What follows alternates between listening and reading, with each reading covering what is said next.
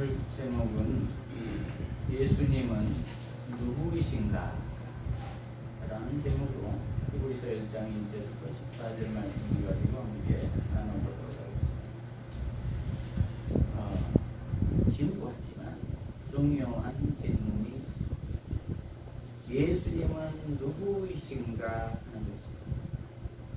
예수님을 안다고만 하지만 실제로는 모르는 경우가 더 많기 때문입니다. 오늘 본문에서도 구원에 있어서 천사의 역할에 대한 논쟁이 있었고 그 주장으로 예수의 위상과 역할이 침해되고 있었던 것으로 보입니다. 그래서 예수를 믿는 유대 그리스도인들이 흔들렸다는 것입니다. 그래서 히브리서 저자는 새 언약 백성이 되었으면서도 여러 이유로 다시 유대교의 옛 언약으로 돌아가려는 성도들을 향한 경고와 권면의 편지를 씁니다. 옛 언약은 모세의 법에 의해 율법을 지켰냐 안 지켰냐의 행위 언약이죠. 그러나 새 언약은 예수로 인한 은혜의 언약입니다. 자격은 없지만 하나님의 은혜를 거저 받아 예수를 믿으면 구원을 얻는다는 것입니다. 내용은 크게 1절과 4절, 5절과 14절로 구분할 수가 있습니다. 1절에서 4절은 발신자와 수신자와 인사가 담긴 당시 편지 형식과 다르게 예수를 통한 하나님의 계시를 다루고 있고 5절에서 14절은 왜 예수가 하나님 계시의 최고 방법인지를 천사와의 비교로 설명하고 있습니다. 1절에서 2절 상반절에 보면은 예수를 통해 우리에게 전해진 하나님의 계시에 대한 말씀입니다. 1절부터 보면은 옛적의 선지자들을 통하여 여러 부분과 여러 모양으로 우리 조상들에게 말씀하신 하나님이 이 모든 날 마지막에는 아들을 통하여 우리에게 말씀하셨으니 이 아들은 만유의 상속자로 세우시고 또 그로 말미암아 모든 세계를 지으셨느니라 이렇게 기록하고 있습니다. 모든 날 마지막에 아들을 통하여 구원을 성취하였다는 것입니다. 만유란 온 우주의 상속자라는 것입니다. 예수로 말미암아 모든 세계를 새롭게 지으셨다는 것입니다. 그래서 저자는 거짓 가르침과 핍박으로 믿음의 진리에서 물러서려는 신자들을 향해 편지를 씁니다. 이례적으로 발신자와 수신자를 소개하고 인사하는 당시의 일반적인 형식 대신 하나님이 우리에게 말씀하셨다고 말하고 있습니다. 첫째로 하나님이 말씀하셨다. 이후 설명된 새 언약과 구원이라는 주제가 즉 예수로 말미암는 구원이 하나님이 직접 증거하신 진리임을 강조하고 있습니다. 둘째는 우리에게 진리를 계시하고 있는 대상이 우리라는 것은 독자들이 절대 다른 교훈에 끌려다니면 안 된다고 말하고 있는 것입니다. 셋째는 하나님의 계시 방법입니다. 두 가지 대조가 있는데 하나는 과거와 종말의 대조와 예언자를 통한 다양한 계시와 아들을 통한 계시의 대조입니다. 이 대조를 통해 더 탁월한 방법으로 온전한 계시가 전해졌음을 강조합니다. 종합하면 하나님이 오래전부터 계시하셨던 당신의 뜻과 계획이 이제 아들을 통해 온전한 모습으로 성취되었는데 그 진리를 저자를 포함한 우리가 들었기에 독자는 다른 교훈에 끌려다니거나 진리 때문에 당한 어려움에 움츠려 들면 안 된다는 것입니다. 그러면 과거에 말한 것이 무엇인가? 아들은 누구이고 왜 아들을 통한 방법이 중요한가? 아들을 통해 말씀하신 내용은 무엇인가? 그 진리를 들은 독자는 어떻게 해야 하는가? 이러한 질문이 있을 수가 있습니다. 2절 하반절부터 4절을 보면 아들에 대한 설명이 나옵니다. 좀 더우시면 에어컨 틀어도 되겠습니다. 예, 아들에 대한 설명이 2절 하반절 4절에 나오는데 2절부터 보면은 이 모든 날 마지막에는 아들을 통하여 우리에게 말씀하셨으니 이 아들을 만유의 상속자로 세워주고 또 그로 말미암아 모든 세계를 지으셨느니라. 이는 하나님의 영광의 광채시요 그 본체의 영상이시라. 그의 능력의 말씀으로 만물을 붙이시며 죄를 정결하게 하는 일을 하시고 높은 곳에 계신 지극히 크신 이의 우편에 앉으셨느니라. 그가 천사보다 훨씬 뛰어남은 그들보다 더욱 아름다운 이름을 기업으로 얻으심이니. 이렇게 이루어졌습니다. 여기에서 저자는 우선 아들이 누구인지를 다룹니다. 핵심을 압축해서 묘사합니다. 첫째로 하나님을 주어로 아들을 설명하고 있습니다. 이제 하반절 보면 하나님이 아들을 모든 것의 상속자로 세우셨고 그를 통해 세상을 지으셨다는 것입니다. 창조주 하나님이 세상의 주인이 되고 창조에 참여한 아들 역시 주인이라는 것입니다. 저자는 아들의 권위를 창조주 하나님과의 관계가 보증하는 것으로 소개하므로 그가 단순히 이 땅에 존재했던 사람이 아닌 창조주라고 말하고 있습니다. 둘째, 아들을 주어로 소개합니다. 3절, 4절 보면 시간과 공간의 이동을 따라 네 가지를 언급합니다. 첫 번째로 아들은 하나님의 영광의 광채요 본체의 형상이라는 것입니다. 이는 존재 자체에 대한 것으로 아들이 아버지 하나님의 영광을 그대로 담고 있는 하나님이요 보이지 않는 하나님을 드러내는 계시자라는 말이며 창조 이전 아들의 상태를 말하고 있습니다. 두 번째로는 아들이 만물을 능력의 말씀으로 붙드셨다는 것입니다. 아버지 하나님처럼 창조주처럼 말씀으로 세상 질서를 유지하신다는 말이며 이것은 창조 이후 성육신 이전 시점에 해당됩니다. 세 번째는 아들이 죄를 정결하게 했다는 것입니다. 십자가를 통한 아들의 사역의 핵심입니다.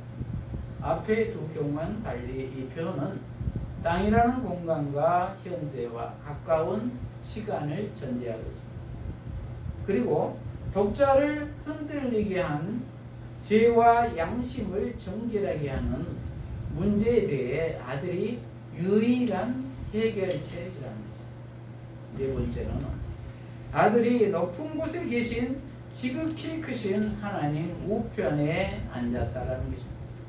이것은 지상 사역 이후의 시점이며 하늘이라는 공간에서 성육신 이전 영광을 회복했다는 것입니다. 그래서 4절은 이 상태를 천사보다 훨씬 뛰어난 이름을 얻은 것이라고 말하고 있습니다. 이것이 독자로 하여금 영광을 회복한 아들을 신앙의 초점과 목표로 삼고 아들이 있는 곳에 함께하는 것을 소망의 핵심으로 삼아 살도록 하는 본면입니다. 전체적으로 하늘 창조 이전 영광에 대한 것이고 그리고 두 번째 하늘은 창조와 그 이후 능력에 관한 것입니다. 그리고 이 땅 성육신과 십자가 사역인데 영광과 능력이 없는 사람의 모습으로 죄의 문제를 해결. 그 다음에 하늘 승천 이후 현재 본래 영광 회복, 그러한 형태에 대한 설명입니다.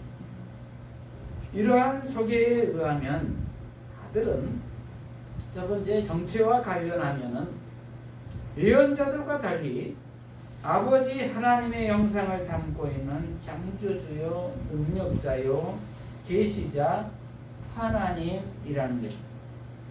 그리고 두 번째로는 사역과 관련하면 구원 약속을 전한 예언자들과 달리 실제로 죄 문제를 해결했다는 것입니다. 실제로 현재 상태와 관련하면 하늘 하나님 우편에 계신 분이라는 것입니다. 그렇기에 아들은 하나님 계시의 최고 통로이며 그 아들을 통해 계시를 받은 우리의 증거는 확실한 하나님의 진리라는 것입니다. 그리고 5절에서 14절을 보면은 천사보다 뛰어난 하나님의 아들 예수를 설명하고 있습니다. 천사보다 뛰어난 하나님의 아들 예수. 접속사 왜냐하면을 통해 천상의 아들이 천사보다 뛰어나다는 4절 내용을 부연하고 있습니다.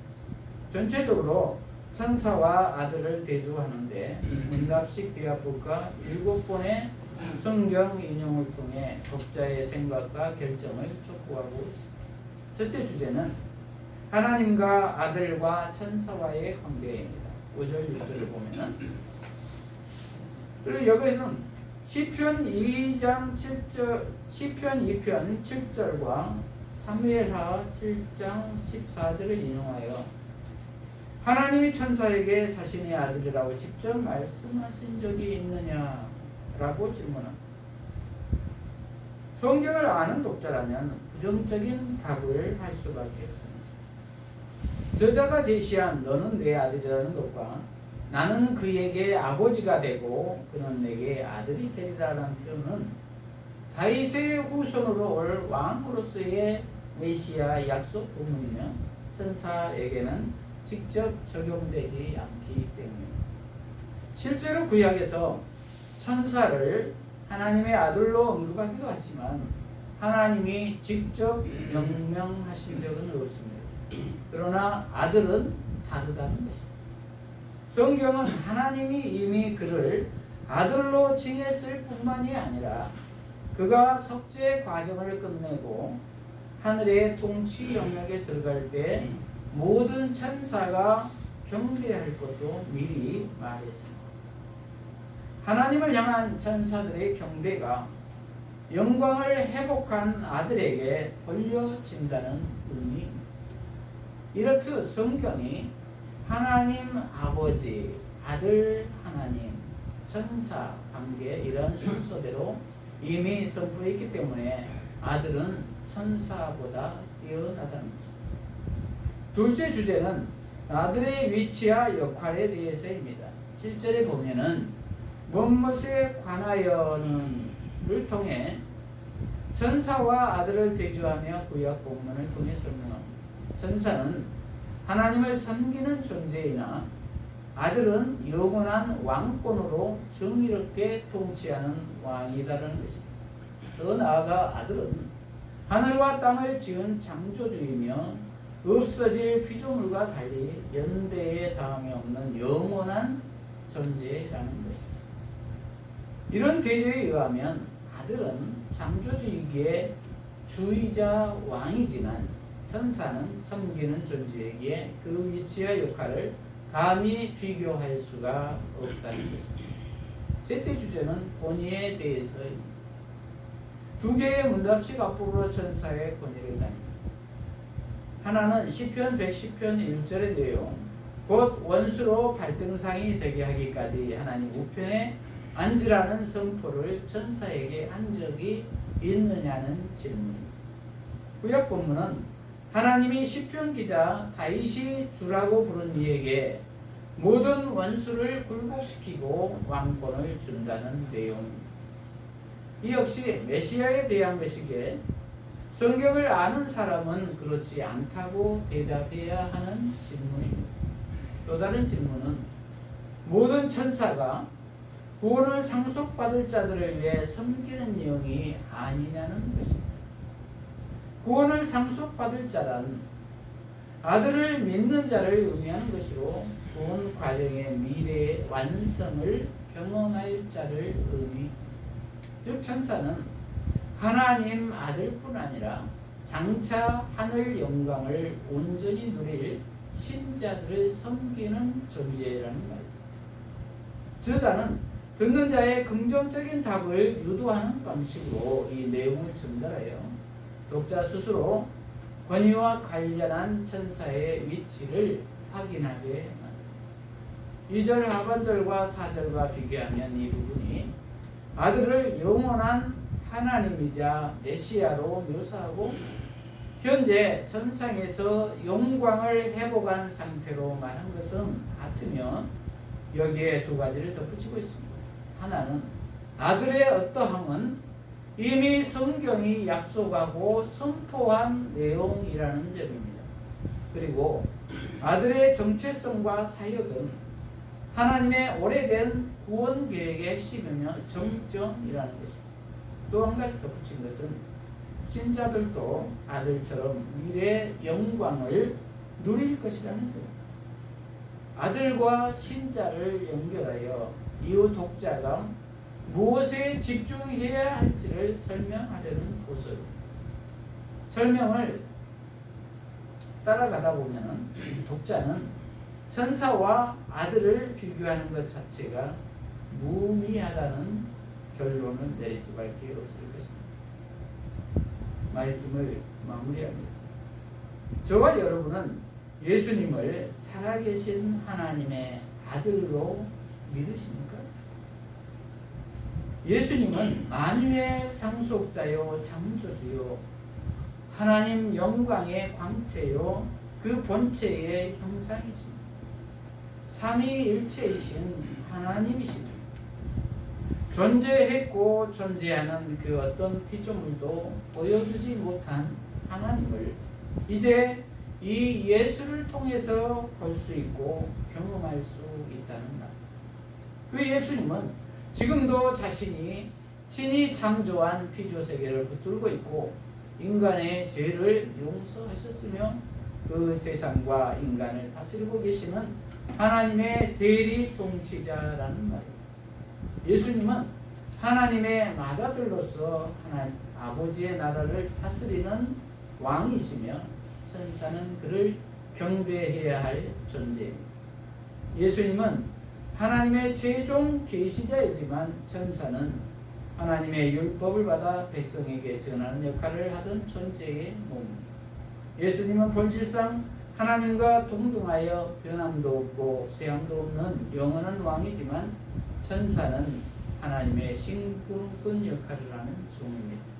그리고 천사는 성도들을 섬기도록 창조됐지만 예수님은 원수가 다 진멸될 때까지 하나님 우편에 앉아 다스리는 왕이십니다.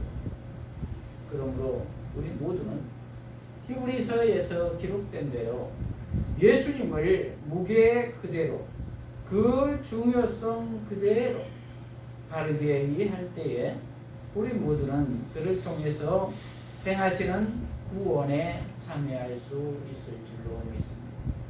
이러한 우리 모두가 되시기를 축복 기도하십시오.